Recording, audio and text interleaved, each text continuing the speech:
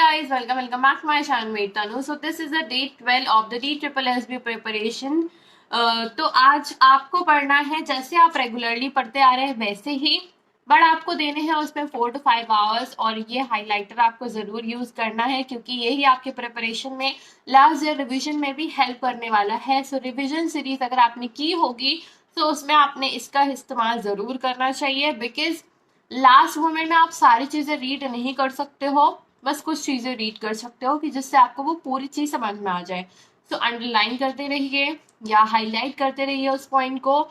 Lucent GK में भी इसका बहुत ही ज्यादा नीड है, ये सब आप लोगों को पता है, बट मैं आपको इसको बता रही हूँ दोबारा जिनको नहीं पता है. ठीक है, अगर इसमें कोई आपको चेंजेस चाहिए, कुछ ऐड ऑन करना है, प्लीज कमेंट में कमेंट बॉक्स. ऑलरेडी आपने शॉर्ट्स वगैरह भी देखा होगा जो इससे रिलेटेड मैंने बनाया था और सारे डाउट आपके क्लियर हो गए होंगे. So let's start the today session guys. तो आज आपका DSSSB प्रिपरेशन का है डे 12. सो डे 12 में जैसे भी आप करते हुए आ रहे हैं वैसे ही सारी चीजें आपको यहाँ पे भी करनी है. तो डे 12 में सबसे पहले यहाँ पढ़ेंगे आज करंट अफेयर्स. करंट अफेयर्स बहुत ही ज्यादा इंपॉर्टेंट होते हैं as already you have know कि आप सबको पता है कि करंट अफेयर्स बहुत ही ज्यादा इंपॉर्टेंट है और मैं इस पे बहुत ज्यादा जोर देती हूँ आपको पढ़ने के लिए. इसके साथ साथ हमें ल्यूसेंट जीके करते हुए चलना है.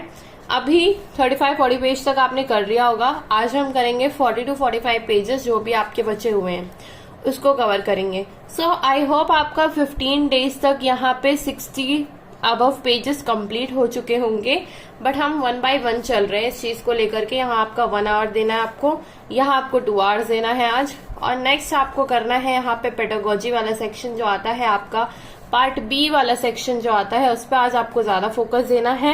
एंड साथ ही साथ आपको इसमें आपको मैंने बताया था कि सब्जेक्ट आप इधर उधर कर सकते हैं.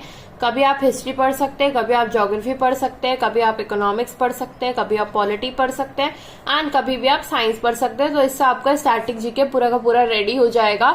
इसके बाद करंट अफेयर्स से सारी अपडेट्स आपको मिल जाएंगी. तो जीके से आपका काफी ज्यादा आपके मार्क्स गेन हो सकते हैं इस तरीके से. पार्ट बी में आप ऐसे ही कर सकते हो. एंड मैथमेटिक्स का मैं आपको बता दूं, मैथमेटिक्स का आपको प्रिपरेशन प्रैक्टिस बहुत ही ज्यादा मस्त होती है. एलसीएम एचसीएफ कर लीजिए, दोबारा से प्रॉफिट लॉस कर लीजिएगा क्योंकि इससे बहुत क्वेश्चन आते हैं. प्रॉफिट लॉस परसेंटेजेस से क्वेश्चन आपके कंफर्म रहते हैं. इसमें कोई चेंजेस अभी तक हुआ ही नहीं है, ना कभी होगा कोई भी एग्जाम में. बस क्वेश्चन हाई लेवल हो जाता है, लो लेवल हो जाता है, जिस हिसाब से आपने पढ़ा है उस हिसाब से. ठीक है, अभी हम देख लेते हैं कि यूनिट 3 में जो आपको बता रही थी यहाँ पे है आपका क्रिएटिंग कंड्यूसिव लर्निंग एनवायरनमेंट. सो मैंने कल आपको बताया था कि इंक्लूसिव एजुकेशन देना है सब बच्चों को एक जैसा, मतलब मिला जुला के. किसी को भी हमें डिफरेंट अलग अलग करके नहीं पढ़ाना है कि वीक को हमने अलग कर दिया और स्ट्रांग हमने जो स्मार्ट है उनको अलग कर दिया और डिसेबल को अलग कर दिया. सो ऐसा नहीं करना है. इंक्लूसिव एजुकेशन देना है. एवरी स्टूडेंट इज डिफरेंट, हर एक बच्चा डिफरेंट होता है, इंडिविजुअल डिफरेंस होता है उसके अंदर, तो हमें उसके हिसाब से लेकर चलना है. इक्विटी एंड इक्वल अपॉर्चुनिटीज, मतलब बराबर के साथ समानता अनुसार हमें उन्हें देना है opportunity. Well constructed education plan इसके लिए हमारे पास होना चाहिए. Use of multilingual as a resource, जैसे कि कुछ बच्चे गांव से अगर आ रहे हैं शहर में पढ़ने के लिए या गांव के बच्चे शहर जा रहे हैं, ठीक है, कुछ भी ऐसा हो तो उन्हें हमें मल्टीलिंगुअल बात करनी है, ना कि हम उनसे इंग्लिश में बात कर लें या कोई भी रीजनल लैंग्वेज से. हमें मल्टीलिंगुअलिज्म बात करना है. ठीक है. Use of specific pedagogical strategies, मतलब हर एक बच्चा जब डिफरेंट है सबको पढ़ाने का तरीका भी डिफरेंट ही होगा. Then sensitization toward individual differences, मतलब कि हमें भी सेंसिटाइज होना पड़ेगा इंडिविजुअल डिफरेंसेस पे. नेक्स्ट है यहाँ पर डाइवर्सिटी. आपका डाइवर्सिटी क्या होता है एजुकेशन में, रिप्रेजेंट करता है broad range of ideas and initiatives to create learning environment that are safe, मतलब कि ऐसा लर्निंग एनवायरनमेंट जो ideas and initiative that create learning environment that are safe हो, इंक्लूसिव, इक्विटेबल हो for many identity as possible. Next है diversity in the classroom, defined as disability हो गया, physical और कॉग्निटिव, रेस हो गया, कल्चरल बैकग्राउंड हो गया, जेंडर एंड सेक्सुअलिटी हो गया, रिलीजियस हो गया, सोशियो इकोनॉमिक स्टेटस हो गया. सो ये सारी चीजें आपकी डाइवर्सिटी इन क्लासरूम में हम डिफाइन एज कर सकते हैं. इसके बाद आपका आता है डिसेबिलिटी। सो लर्निंग डिसेबिलिटी जो होती है वो वर्ड जो है वो coined by the Samuel Clark, so याद रखना है। इसके बाद learning disability is variable is state, जैसे कि यहाँ पे डिसलेक्सिया, डिसलेक्सिया क्या है, रीडिंग डिसऑर्डर होता है। 100 को वो वॉज या बी को वो डी भी कर सकता है, ये इम्प्रूव हो सकती है। डिसग्राफिया राइटिंग डिसऑर्डर होता है, मैक्सिमम स्पेलिंग एरर करता है, वो कुछ भी स्पेलिंग लिखेगा। डिसकैलकुलिया क्या होता है, पेनफुल होता है, मतलब मैथ्स बहुत ज्यादा दुखदायक होता है क्योंकि वो मैथ्स सॉल्व नहीं कर पाया है, बहुत सारी चीजें मैथमेटिक्स से रिलेटेड और कोई सीक्वेंस नहीं है। फिर इसके बाद है dyspraxia, problem with disability in motor skill. यहाँ डिस्प्रैक्सिया से याद रखेंगे motor skill, gross motor skill and fine motor skills जो भी है उसके डिसेबल है उसमें।